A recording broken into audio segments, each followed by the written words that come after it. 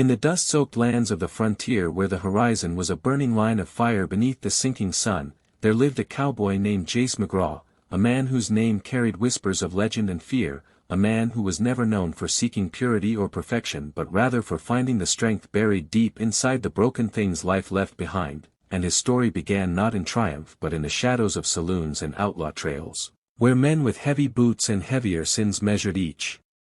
other by how much they could endure rather than how untouched they were, and into this rough-hewn world walked a woman named Alara, her name once soft and spoken in laughter when she was young but now carried in harsh tones by men who thought they had ruined her, broken her spirit, or used her until she would never stand tall again, yet she stood, scarred but unbent, with eyes that still dared to burn like embers against the wind, and when Jace first saw her in the dim lantern light of a saloon on the edge of Abilene, she was not the woman anyone would call pure or innocent but rather the one men whispered about, the one they thought had been passed around like a deck of cards, the one who carried a past too heavy for polite townsfolk to welcome, and yet there was something in the way she looked back at the world, unashamed, that caught his attention in a way no untouched maiden ever could, for Jace McGraw had no desire for untouched innocence, no hunger for fragile beauty, his soul was carved by storms and betrayals and the endless ache of survival, and he knew that the only kind of woman worth having was the one who had been tried by fire and still dared to rise. Alara had grown up believing the West owed her something better, but the West owed no one anything, and when her father's ranch had been stolen by men with faster guns and crueler hands, when her mother had died in silence and sorrow, when every promise of safety had crumbled, she had learned that the world didn't protect women like her, it devoured them, and yet she refused to be swallowed whole, even if it meant carrying a reputation she had not chosen, even if it meant being seen as ruined. And so she walked into the saloon that night, shoulders squared, chin high, carrying a past everyone thought defined her but with a spirit none of them could break. Jace, leaning on the bar with his black hat tilted low, watched her cross the room, and though every man in that place muttered something about her, he did not see their words, he saw her fire, the fire of someone who had been tested and still burned, and in that moment, he knew she was the one he had been waiting for, not the virgins men boasted about marrying, not the untouched flowers that wilted in the first storm, but the woman who had been through storms and still stood, the woman others tried to break but failed. Their story began with a conversation, simple as whiskey poured in a glass, but behind every word was the weight of years, the clash of scars, the recognition of kindred souls, and as they talked, the saloon noise faded, for Jace saw only her, and she saw only him, a man who did not pity her, did not judge her, but understood, for he too had been broken, used, betrayed, and he too had risen from the ashes. The night stretched long, filled with smoke and laughter, and when Jace finally walked Alara out beneath the endless Texas sky, the stars overhead were sharp as diamonds, cold and distant, but in their presence, something warm sparked between them, something that whispered of destiny, of a bond forged not by innocence but by resilience.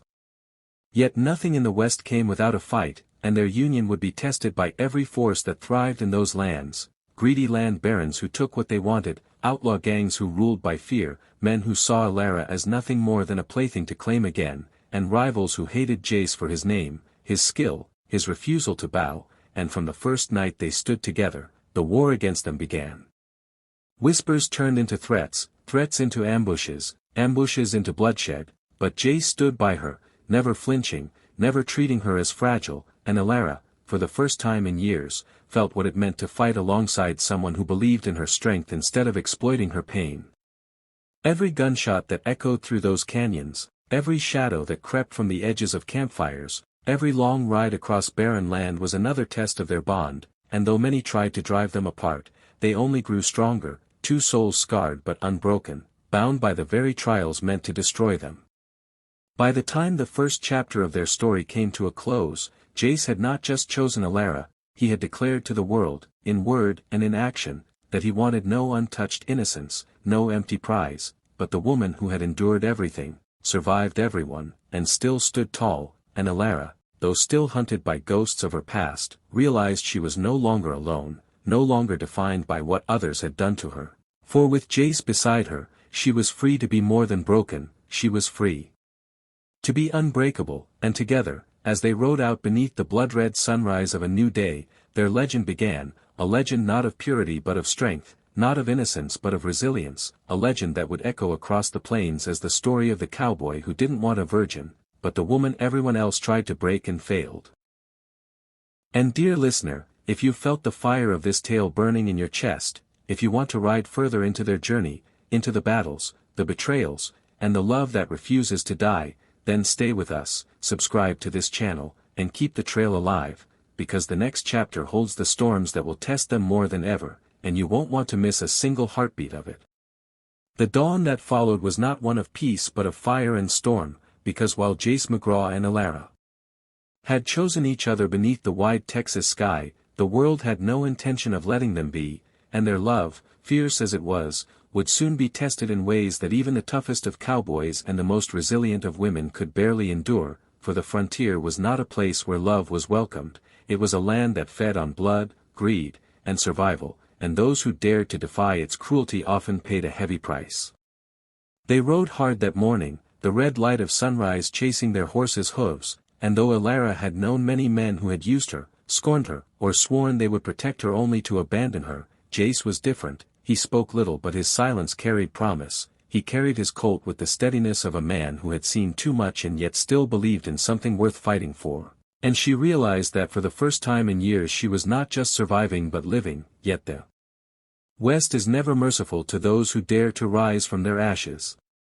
Word spread fast that Jace had chosen Alara, and with that choice came the fury of men who thought she was theirs to claim, men who saw her not as a woman but as property, a trophy, a thing to break again and again, and leading them was Clayton Briggs, a land baron with hands in every crooked deal from cattle rustling to railroads, a man who had once cornered Alara in her darkest days and vowed she would never escape him, and now that she had risen with Jace at her side, his pride burned hotter than his greed, and he swore he would drag her back, even if it meant killing the cowboy who stood in his way.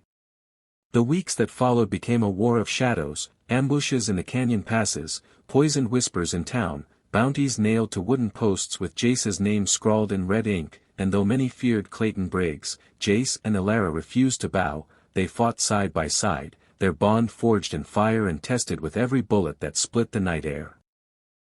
There were moments when Alara faltered, haunted by memories of being cornered, beaten, betrayed, and she wondered if maybe the world was right, maybe she was cursed, maybe she was only meant to be broken again and again, but every time the doubt rose in her chest, Jace would turn his eyes to her, eyes hardened by storms but lit with a steady fire, and he would tell her not with words but with the way he stood beside her, the way he shielded her back, the way he never treated her as fragile. That she was not ruined, she was not cursed, she was the strongest soul he had ever known, and in his presence, she learned to believe it too.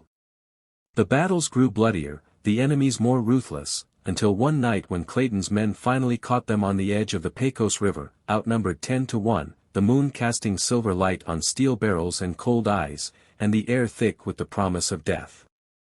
Gunfire split the night, the horses screamed, the water churned red, but Alara fought with a fury that stunned even Jace, for she was no longer the woman hiding from her past, she was the storm itself, and when the smoke cleared, half of Clayton's men lay silent in the dirt while the rest fled into the darkness, leaving Clayton swearing vengeance deeper than ever before. But vengeance has a way of consuming the man who carries it, and in the weeks to come, as Jace and Alara rode further into the frontier, finding small towns where people began to whisper their names as symbols of defiance, Clayton himself grew reckless, desperate, haunted by the fact that the woman he once thought broken now rose higher than ever, and the cowboy who loved her did not seek her purity but her fire. And so Clayton gathered every outlaw, every mercenary, every lost soul who could carry a gun, promising them wealth and land if they would just destroy Jace and drag Alara back. The final showdown came at Devil's Canyon, a place where even the rocks seemed to bleed under the setting sun, and as Jace and Alara stood side by side, facing a force larger than anything they had ever fought, there was no fear in their eyes, only defiance, for they had already lived through hell and found heaven in each other's arms, and no bullet, no man, no demon from their past could undo that. The battle raged like thunder, smoke choking the sky, bodies falling, horses screaming, and at the center of it all, Jace and Alara moved as one, back to back, every shot precise, every strike fueled not just by survival but by love that refused to surrender. Clayton Briggs himself stepped forward at last, his face twisted with rage, his voice promising death, and in the final standoff it was not Jace who ended him, but Alara, steady-handed and unflinching, the woman he once swore to own, the woman he once thought broken, firing the bullet that sent him crashing into the dust, his empire crumbling with him. Silence fell heavy after the last shot echoed through the canyon, and as the smoke cleared, only Jace and Alara remained standing, battered, bloodied, but unbroken, and the legend of their love was sealed, a legend that would echo through campfires and towns, the story of a cowboy who said he didn't want a virgin, who didn't want innocence, but wanted the woman who had been tested by the world, the woman everyone else tried to break and failed.